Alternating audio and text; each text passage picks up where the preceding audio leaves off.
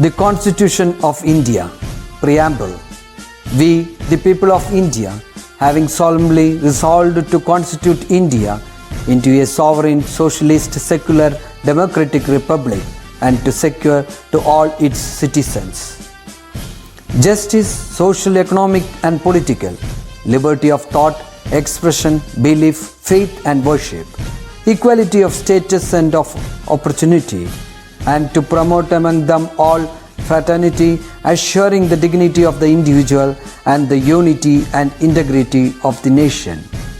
In our Constituent Assembly, this 26th day of November 1949, do hereby adopt, enact and give to ourselves this Constitution.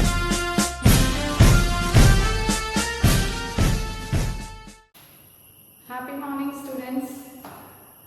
I know all are doing good and you are all submitting your homework regularly on time. That is the specified time which I have given for each section, and 10th A have started to submit your homework already. Now I've given time for 10th B, then I'll be calling 10th C, 10th D and 10th E.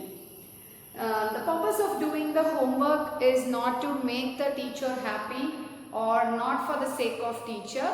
It is for your better understanding, so that whatever mistakes we do, we will not repeat it again. Okay, because when we do the homework or when we assess ourselves, we'll be able to understand whether we have understood the topics clearly or not. Because when the teacher starts writing the homework on the board, or when you copy from your friends, when we don't take the initiative in doing the homework, what happens is we always rely on somebody. We never learn. So the only way to learn things is start doing things by yourself. So I want my children to do the work on their own and never depend on somebody's homework. Because if they do a mistake, the same mistake you are copying in your file also. You think, you try to solve the homework. If in case you are finding it difficult or you are not able to do it, you can call me or contact me at any time, post your doubts or send an audio clip and your doubts will be clarified. That is for sure, and it's a request from the teacher, children, never copy somebody's work. 100% dedication should be from our side. Why I am saying this is, if we want 100% satisfaction, we have to do our work by ourselves. As you would have heard a story told by Priya teacher, your biology teacher, saying that whenever we do something wrong, right, to satisfy somebody, what happens that day, they may not be happy or that will not allow us to sleep peacefully. So I just want to remind you about that. Do your work on your own, give your work on time, submit it on time, so that you will be happy. Even if mistakes are there, no problem, we will learn from mistakes. Because the more mistakes you make, the more mistakes we will learn, so that we don't repeat it again. Okay, so now today we are going to do a small recap of our second chapter. We know our second chapter is already done, so let us just revise little important things in this chapter, and then we will move on to our third chapter. The second chapter is gas laws and mole concept. So right from the chapter, let us see what are the important things that is covering this chapter. The first one is properties of gas. So we know gas belongs to one of the states of matter, and what happens, the distance between each of the molecules are very high and the energy of the molecules are very high. But what happens, the force of attraction is very less.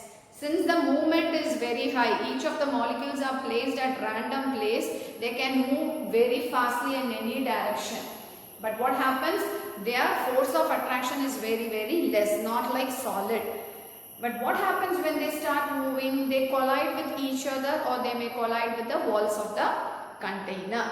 So then when they collide with the walls of the container, the collisions are perfectly elastic. So these are the main properties of the gas. Getting into the three laws, that is Boyle's law, Charles' law and Avogadro law. So when you are writing the law, you should make sure that you write it in the same way that is given in the textbook along with the expression. Expression carries marks. So whenever they are asking you to state Boyle's law, definitely you should write the statement along with the expression. That is the equation. So Boyle's law states at constant temperature, pressure of a gas is inversely proportional to its volume. What does it mean? As the pressure increases, the volume decreases. Or in other words, when the pressure decreases, volume increases. So this is what is important. And in exam, to be more specific, they may not ask you to write the law in a direct question, you may not get it. Instead, they may give you a situation like you have a question in your textbook with aquarium. That is the volume of the size of the bubbles keeps on increasing and decreasing when it is inside the water or on the surface of the water. So when a situation is given, you may have to analyze which are the two parameters involved in it, whether it is pressure, volume, or volume temperature, or volume number of molecules. So depending on that, you will be stating the law. The next one is Charles' law. Charles' law states that at constant pressure, the volume of a gas is directly proportional to its temperature, which means as the volume increases, the temperature also increases. And when you decrease the volume, the temperature also decreases, or vice versa.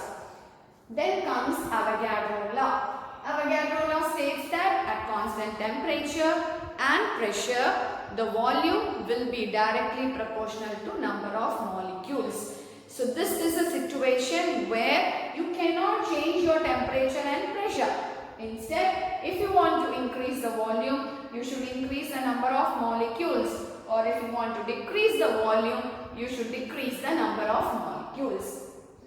Then we went to Avogadro number. We were talking about relative atomic mass with carbon 12. You remember children, 12 grams of carbon. And then we were also studying about Avogadro the scientist who told about this Avogadro number. What is the value of Avogadro number? 6.022 into 10 raised to 23. So that is the most important number in this chapter, mole concept. Whenever we study about mole concept, this Avogadro number plays a very vital role there. Right. So once we finished our Avogadro number, we started studying about gram atomic mass, gram molecular mass. Now how to find out? See, when I was correcting some of the answers, homeworks of children, I saw a common doubt that the children are making. So when I finish this, I'll be just explaining to you about to rectify those mistakes. Now, what is the difference between GAM and GMM? Now, when I say oxygen atom, see, when I say an oxygen atom, which means only 16 grams. 16 grams is nothing but oxygen atom. 16 grams is the atomic mass of oxygen, which is nothing but 1 GAM. What is 1 GAM? 1 gram atomic mass, which is equal to 16 grams, which is nothing but 1 mole atom. So how many atoms will be present in 16 grams of oxygen? We will say 1 GAM or 6.022 into 10 raised to 23 oxygen atoms. So I will repeat again, 1 mole atom is nothing but 16 grams of oxygen, which is 1 GAM, which is equal to 6.022 into 10 raised to 23 oxygen atoms. Now when it comes to GMM, now the same oxygen will now become a molecule. It is no more an atom. So we'll say 2 oxygen atoms will combine to make an oxygen molecule, which is nothing but 16 into 2, so that will become 32 grams. So when I say 32 grams, it is now 1 GMM. 1 gram molecular mass. Now because 32 grams, we don't call it as atomic mass because oxygen has become a molecule. So it is not called as an atomic mass, but it is called as a molecular mass. So how do I say in this? 1 GMM is nothing but 32 grams of oxygen, which is equal to 6.022 into 10 raised to 23 oxygen molecules. So what do you mean by 1 mole molecule?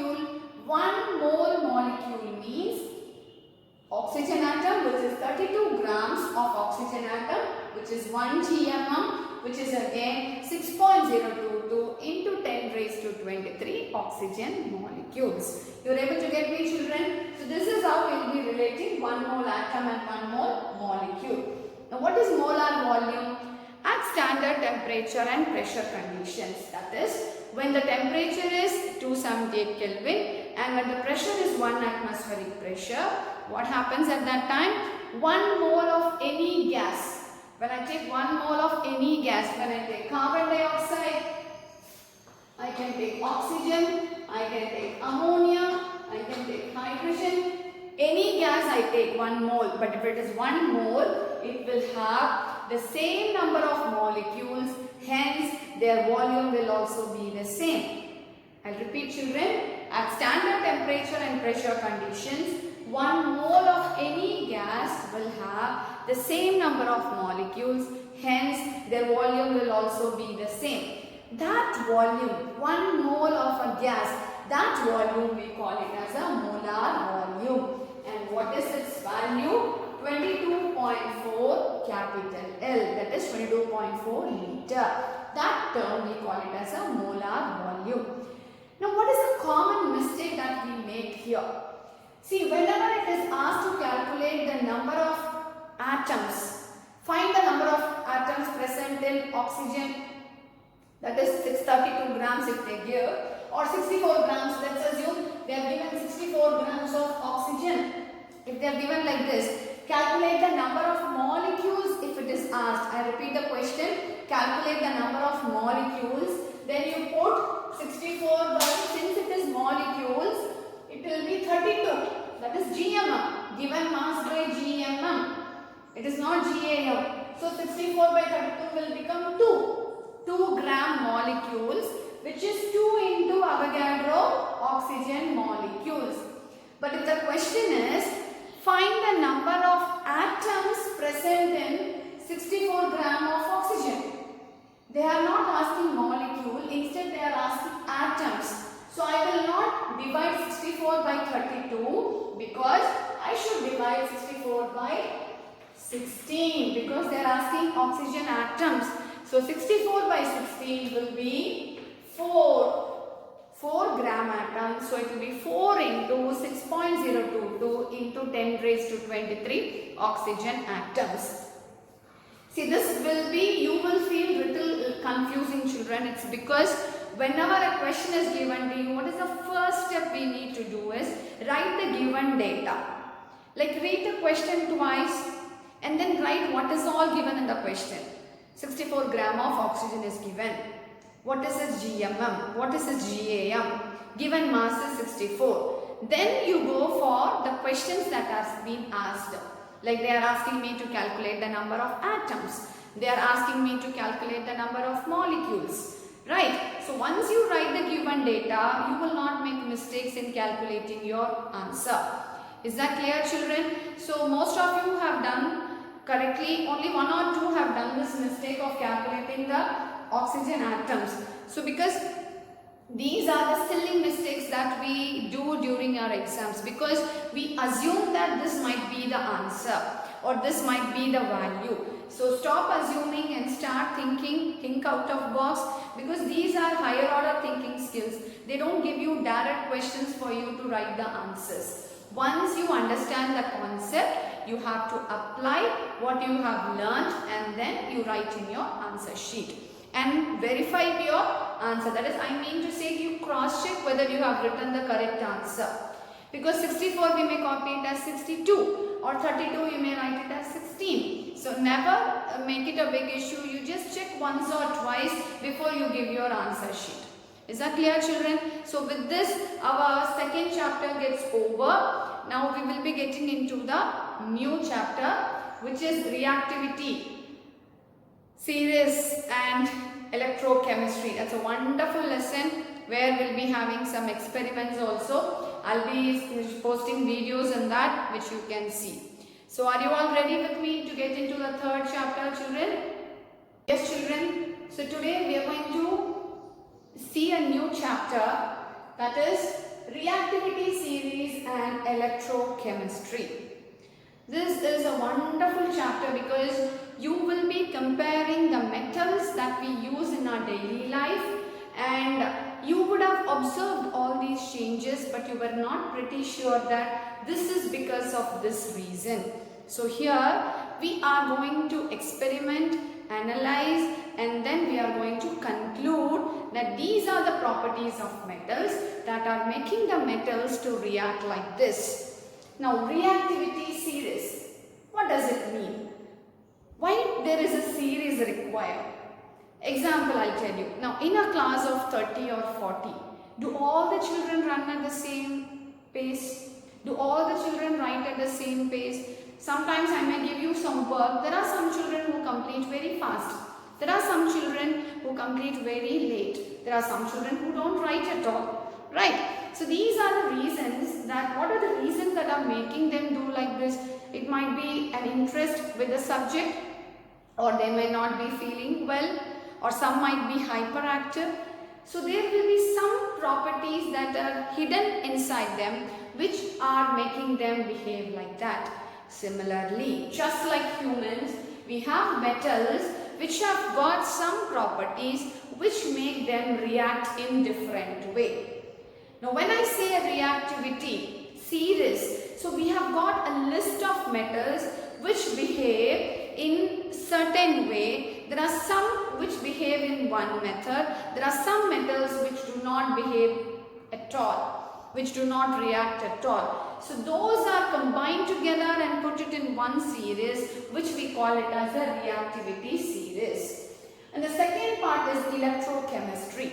That is dealing with the conversion of chemical energy into electrical energy, or using electrical energy to produce a chemical reaction. So in a chemical reaction, that chemical reaction will produce chemical energy which is converted into electrical energy, or there can be a use of electricity which is producing this chemical reaction in the solution. That is the second part, which is electrochemistry. But now we are going to see in this class of reactivity metals with water and also with air, that is oxygen. And the next class we are going to learn this in the lab. Are you all ready to come with me to the lab, children? So we are going to learn this third topic, reaction of metals with acids in the lab. And then we will be seeing a video also. Now the first two things, reactivity of metals in water. This is a common thing which you would have all experienced, right? The examples I can tell you, like any metal, iron. When you take iron or copper, when it is exposed in water, what happens after some time? It gets rusted also, right? Especially iron and all, just keep it in the water for so long, after sometimes you can see some particles getting opened up, right? Copper not that reactive, at least iron. But there are some metals like magnesium, or I can say sodium and potassium. They are highly reactive with water. Even with cold water, they just explode, they burst out. That's why in our lab we keep sodium in kerosene. When sodium is kept under kerosene, it do not explode. You'll see sodium pellets, pieces of sodiums will be kept in kerosene to keep it safe. The moment it gets exposed outside, it may explode. So this, I'll be showing you a small video now with all the metals, how do they react when they are mixed with water. Now after seeing the video, you will have to write the answers in your textbook, the second page of your chapter 3. So once you see the video, you will have some conclusions. Write the answer directly in the textbook. Now you all are ready to watch the video, children? Yes. Now we will see reactivity of metals with water.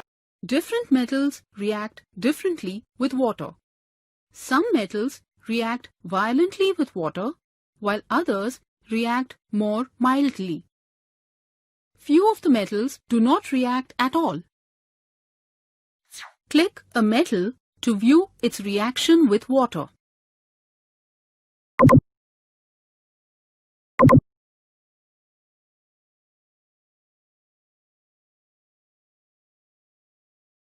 When we gently add potassium to cold water, it reacts vigorously, releasing bubbles of hydrogen gas.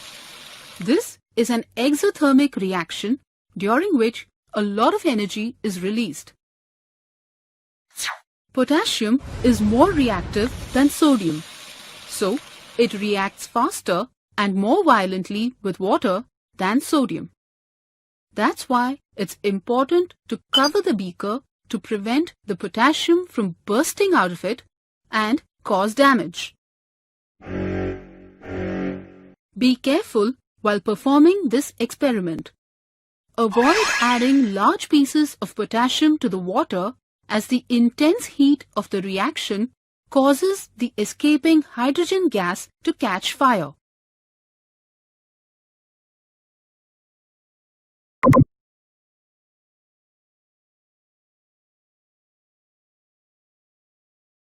When sodium metal is gently dropped in cold water using a pair of tongs, it reacts vigorously, skittering over the surface of the water.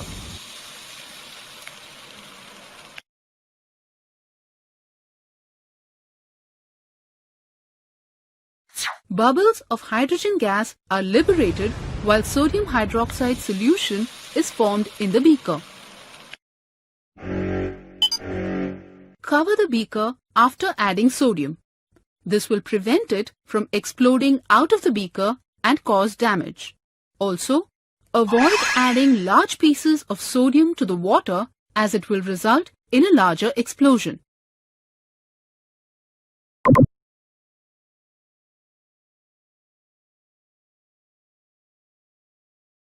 When calcium is added to cold water, it forms calcium hydroxide and hydrogen gas.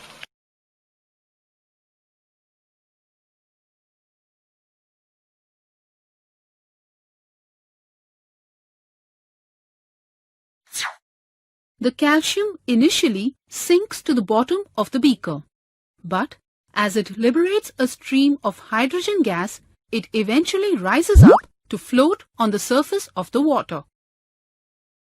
The gas thus released can be tested using a burning splinter. The popping sound indicates the presence of hydrogen gas.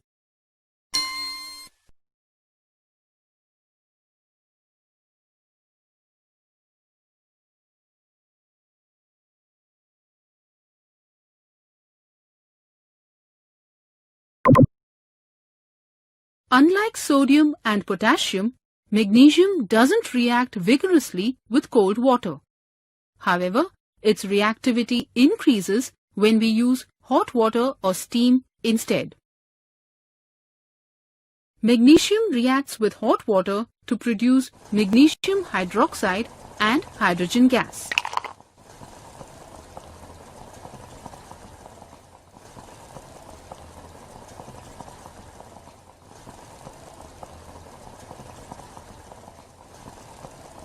As magnesium is added to hot water, hydrogen gas bubbles up furiously. The insoluble magnesium hydroxide produced turns the water cloudy and prevents further reaction. On the contrary, magnesium's reaction with steam is more spectacular. In the presence of steam, magnesium burns brilliantly, liberating hydrogen gas and leaving behind a white ash of magnesium oxide. The escaping hydrogen gas is collected in the inverted test tube by the downward displacement of water.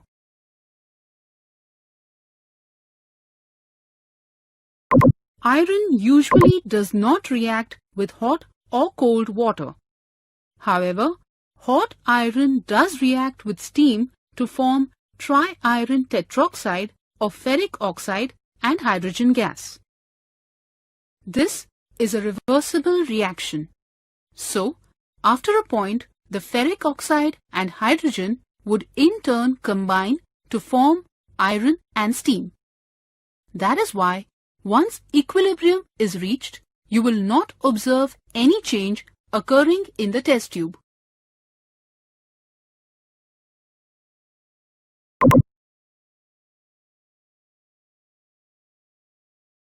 Some metals, such as copper, do not react with water at all, whether it is hot water, cold water, or steam.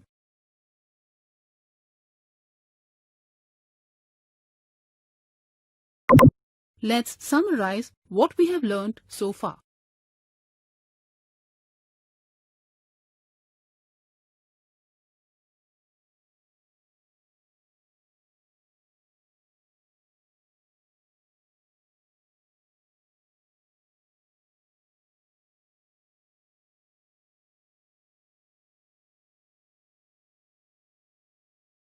I hope you enjoyed the video because you had, see, this is just chemistry. When we say it is just like having fun with crackers, Diwali, with all colors, different colors you can see. So once, but now you're not with me, but once you come to the lab, you can just experience all those fun, children.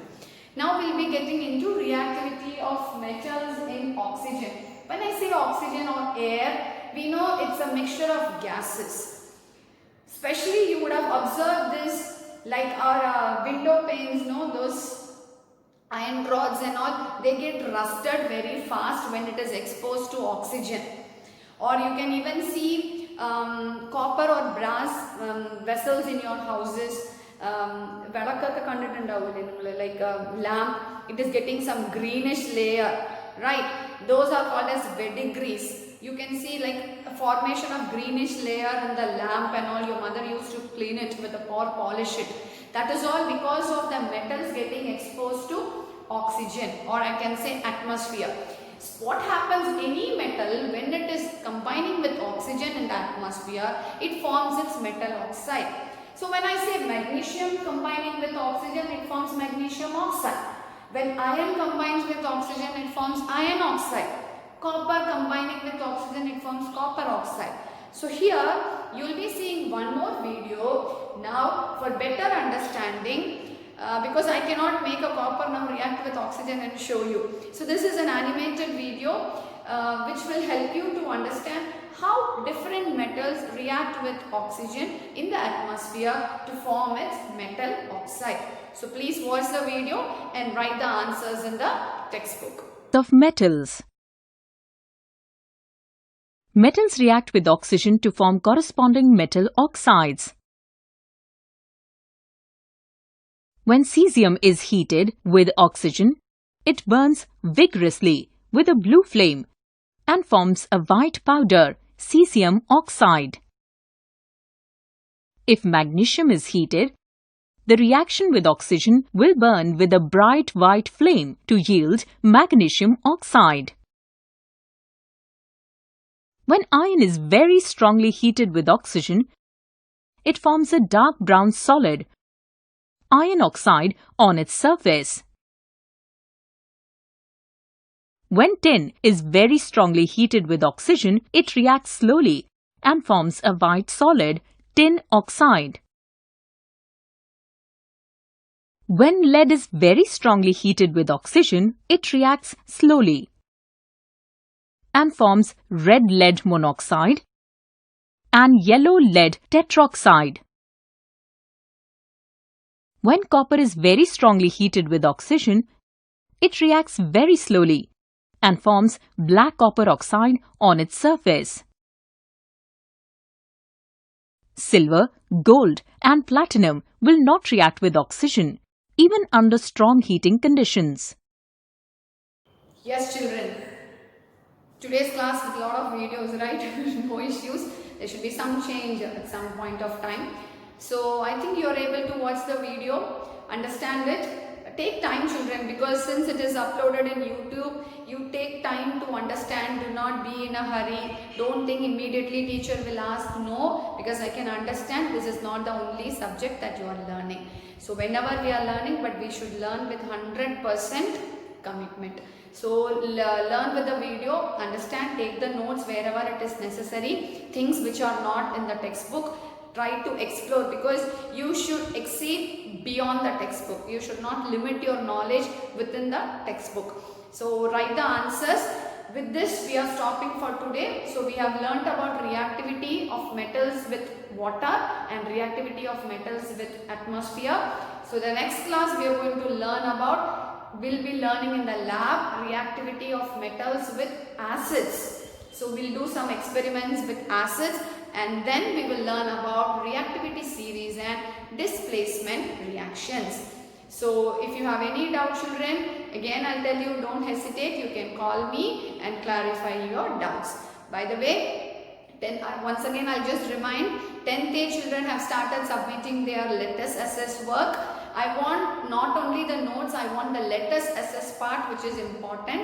10th B, I have already given an audio message to submit on Monday and Tuesday. Thursday and Friday, 10th C can submit it. And the next Monday, Tuesday, it will be for 10th D. Following Thursday, Friday for 10th E. I'll be sending a reminder message through audio in WhatsApp.